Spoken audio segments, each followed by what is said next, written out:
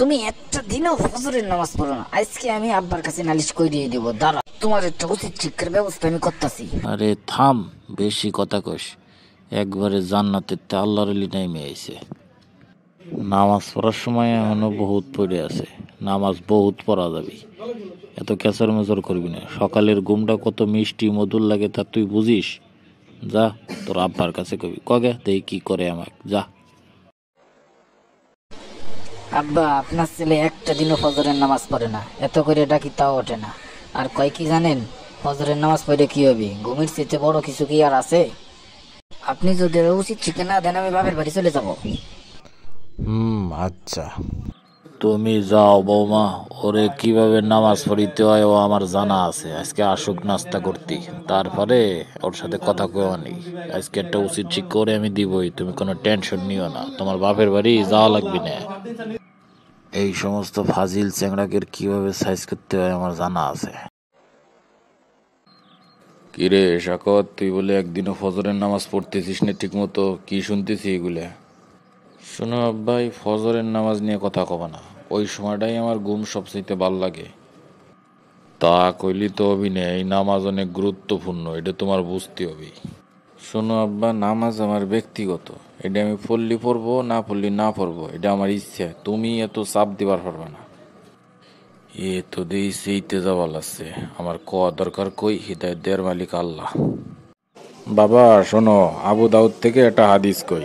মহানবী সাল্লাল্লাহু সাল্লাম বলছেন, দুই নামাজ মুনাফিকদের কাছে খুব কঠিন, সেটা হলো ফজর এবং ঈশার নামাজ। তারা যদি জানতো এই নামাজে কি পরিমাণ সওয়াব লেখা হয়, তাহলে তারা হামাগুড়ি দিয়ে হইলেও নামাজে শরিক হইতো। এবার বুঝছো এই নামাজের কত গুরুত্ব। আব্বা শোনো, তুমি যে হাদিসটা কইছো আমার খুব ভালো লাগছে। কারণ আমি এই কাতারে পড়ি না, আমি মুনাফিক না। কারণ আমি ফজরের নামাজ খালি পড়ি না, আমি এশার নামাজ কিন্তু ঠিকই পড়ি। আর ওই ফজরের নামাজ যে পড়ি না তা না, আমি ফজরের নামাজ ওই জোহরের আগে কাজা হইরে নেই। বুঝছো? আমার কাছে এই সব হাদিস কইয়া ওই আমার ফজরের ঘুম নষ্ট করলে হবি না। শোনো বাবা, আমরা মুসলমান, আমাদের মুখে এরকম কথা সাজায় না। তোমারে মুসলিম শরীফ থেকে আরো কয়েকটা হাদিস শুনে শোনো। নবীজি সাল্লাল্লাহু সাল্লাম বলছেন, ফজরের 2 রাকাত সুন্নাত দুনিয়ার মধ্যবর্তী যা আছে তা থেকেও উত্তম। বুঝছো এর ফজিলত কতটুকু? তারপরে নবীজি এ কথাও বলছেন, ফজর এবং এশার নামাজ যে ব্যক্তি জামাতে পড়লো সেজন্য সারা রাত দাঁড়াইয়া ইবাদত করলো।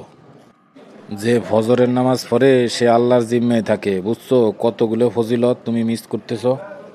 আব্বা তুমি তো দেই সব তোমার পক্ষের কথা কবালাচ্ছ, আমার পক্ষেও তো কিছু কোরআন হাদিসের কথা আছে, তা তো কবালাচ্ছ না। না রে বাপ, তুমি ভুল বুঝতাছো। আমি তো তোমার নামাজের গুরুত্বটা বোঝানোর চেষ্টা করতেছি। তুমি বলো, সমস্যা নাই। কে তুমি জানো না, সূরা আনামের 60 নম্বর আয়াতেই তো আল্লাহ বলছেন যে ঘুমন্ত লোক হচ্ছে মৃত। তাছাড়া নবীজি সাল্লাল্লাহু আলাইহি সাল্লামের এত একটা বাণী আছে, বুখারী শরীফে বলা হয়েছে যে তোমাদের ঘুম আসলে আগে ঘুমিয়ে নাও, সালাত পরে আদায় করো। শোনো, মুসলিম শরীফ থেকে একটা হাদিস কই। রাসূল সাল্লাল্লাহু আলাইহি সাল্লাম বলছেন, যে ব্যক্তি ভুলে নামাজ ছুটে যায় অথবা ঘুমিয়ে থাকার কারণে নামাজ ছুটে যায়, তার কাফফারা হলো সে যখনই তার এই কথা মনে পড়বে তখনই যেন সেটা আদায় করে নেয়। কিন্তু তুমি তো ফজরের নামাজ পড়ো না ঘুমায় থাকার কারণে, সেটা ঠিক আছে, কিন্তু ঘুম থেকে ওইটা সাথে সাথে তোমার পড়ার কথা। কিন্তু তুমি পড়তিছো জহরের আগে যাইয়া কাজা করে পড়তিছো কে? তুমি ঘুমিতে ওইটা পড়তে পারো না? হ, এই জিনিসটা আমার ভুল হইছে। কালকেতে আমি ফজরের নামাজ যখন ঘুম ভাঙবে তখন ওইটা পড়বো। শোনো, প্রতিদিন তো এরকম করতে পারবা না, এরকম করা যাবে না, তাইলে তো হবি না। তোমার মাসে দেখা গেছে 2-1 বার এরকম হবার পারে। অথবা তোমার ডাকছে তুমি উঠতে পারো নাই, মোবাইলে অ্যালার্ম দিছো তাও উঠতে পারে নাই, তাইলে ঠিক আছে। কিন্তু শোনো, রাসূল সাল্লাল্লাহু আলাইহি সাল্লাম বলছেন, মানুষ ঘুমায় থাকলে শয়তান তার গাড়ির পিছনে 3টে গিট দেয় আর বলে, আরে ঘুমা, রাত অনেক বড় আছে। এই জন্য হচ্ছে মানুষের ঘুম ভাঙে না, ফজরের সময় ঘুমটা অনেক মিষ্টি লাগে। তাইতি যখন মানুষ উঠে যায় তখন একটা গিট খুলে যায়, অজু করলে আর একটা গিট খোলে, আবার নামাজ পড়লে সম্পূর্ণ গিট খুলে যায়। বুঝছো? এই জন্যে এই জিনিসগুলো খেয়াল রাখা লাগবে, ঘুম কমান লাগবে। তইলে আব্বা আমি ওই ফজরের নামাজ পড়ে তারপর আবার ঘুমাবানে নাকি? হ, সেটা তুমি করবার পারো, সমস্যা নাই। কিন্তু তাছাড়া তোমার আর একটা ফজিলতপূর্ণ হাদিস কই শোনো।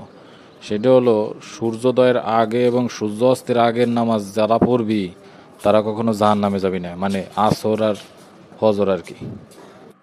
আব্বা, তুমি অনেক ফজিলতপূর্ণ হাদিস কইছো, আমার খুব ভালো লাগছে, আমার মনটা অনেক নরম হয়ে গেছে। সমস্যা নাই, আমি এখন এতে প্রতিদিন ফজরের নামাজ পড়বো সময় মতো।